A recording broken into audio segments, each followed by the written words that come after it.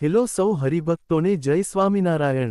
તાજેતરમાં રોબિન્સવિલમાં બીએપીએસ સ્વામિનારાયણ અક્ષરધામ ખાતે વિચરણ અર્થે પધારેલા પૂજ્ય કોઠારી ભક્તિપ્રિયદાસ સ્વામીની ઉપસ્થિતિમાં વિવિધ કાર્યક્રમો યોજાયા હતા। પૂજ્ય કોઠારી સ્વામીની ઉપસ્થિતિમાં ન્યૂજર્સી રાજ્યના વિવિધ બીએપીએસ સત્સંગ કેન્દ્રોના હરિભક્તો માટે સત્સંગ શિબિર યોજાઈ હતી। સંતોના વ્યાખ્યાનો સાથે પૂજ્ય કોઠારી સ્વામીએ આશીર્વચન આપીને આધ્યાત્મિક માર્ગદર્શન આપ્યું હતું। તેઓની ઉપસ્થિતિમાં રોબિન્સવિલ ખાતે હરિભક્તોમાં ભક્તિનું જાણે એક મોજું ઉભરાયું હતું। સવાર સાંજ દર્શન કીર્તન સત્સંગની વરસતી હેલીમાં હજારો ભક્તોએ લાભ માણ્યો હતો। તેઓની ઉપસ્થિતિમાં વિવિધ ઉત્સવો પણ ઉજવાયા હતા। ગણેશ વિસર્જન સાથે જળઝીલની ઉત્સવ અક્ષરધામ પરિસરમાં વિશાળ બ્રહ્મકુંડ સરોવરમાં ખૂબ ધામધૂમથી ઉજવાયો હતો। આ સાથે પૂજ્ય કોઠારી સ્વામીએ બાળકો, કિશોર કિશોરી તેમજ સમર્પણ દિનની સભામાં ઉપસ્થિત રહી આધ્યાત્મિક માર્ગદર્શન આપ્યું હતું। આ સાથે પૂજ્ય કોઠારી સ્વામીએ મંદિર પરિસરમાં અક્ષરધામ મહામંદિર સાથે સંકળાયેલા વિવિધ વિભાગોની મુલાકાત લીધી હતી અને તપોમૂર્તિ શ્રી નીલકંઠવર્ણીની મૂર્તિ સમક્ષ હરિભક્તોની સુખાકારી માટે પ્રાર્થના કરી હતી।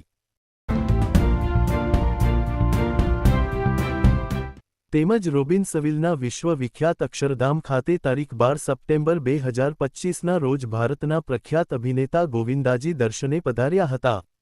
અભિનેતા ગોવિંદાની વાત કરીએ તો 90ના દાયકાના પ્રખ્યાત અભિનેતા છે જેને ભારતના તમામ લોકો ઓળખે છે। અત્યારે તેઓ રાજકારણમાં પણ સાંસદ તરીકે સેવા આપી રહ્યા છે। અભિનેતા ગોવિંદા સ્વામિનારાયણ સંપ્રદાયથી ઘણા પરિચિત છે। રોબિન્સવિલ અક્ષરધામમાં અગ્રણી હરિભક્તોએ તેઓનું સ્વાગત કર્યું હતું।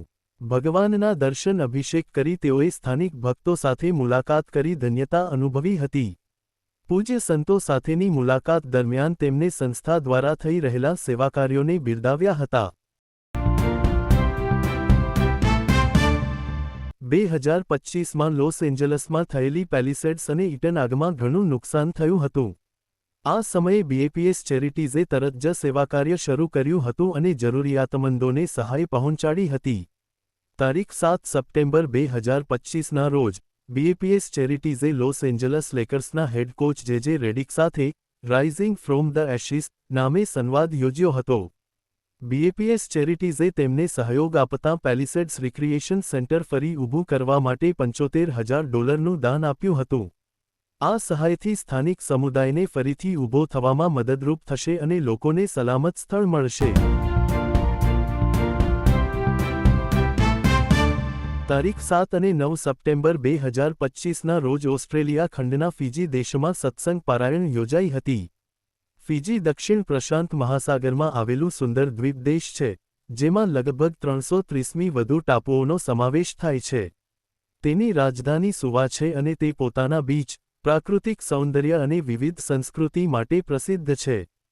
ફિજી દેશમાં આવેલા સુવા શહેર અને લાઉટોકા શહેરના ભક્તો ભાવિકો માટે યોજાયેલી આ પારાયણમાં ફિજીના માનનીય ઉપપ્રધાનમંત્રી તથા નાણાપ્રધાન ડોક્ટર બિમાન પ્રસાદ પણ ઉપસ્થિત રહ્યા હતા।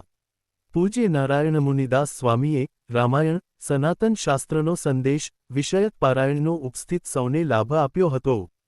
તો હરિભક્તો આવા જ બીએપીએસ સ્વામિનારાયણ સંપ્રદાયને લગતા અવનવા અને લેટેસ્ટ સમાચાર જાણવા માટે અમારી યુટ્યુબ ચેનલને સબસ્ક્રાઇબ કરીને બેલ આઇકોન જરૂરથી પ્રેસ કરી દેજો। સૌનો આભાર।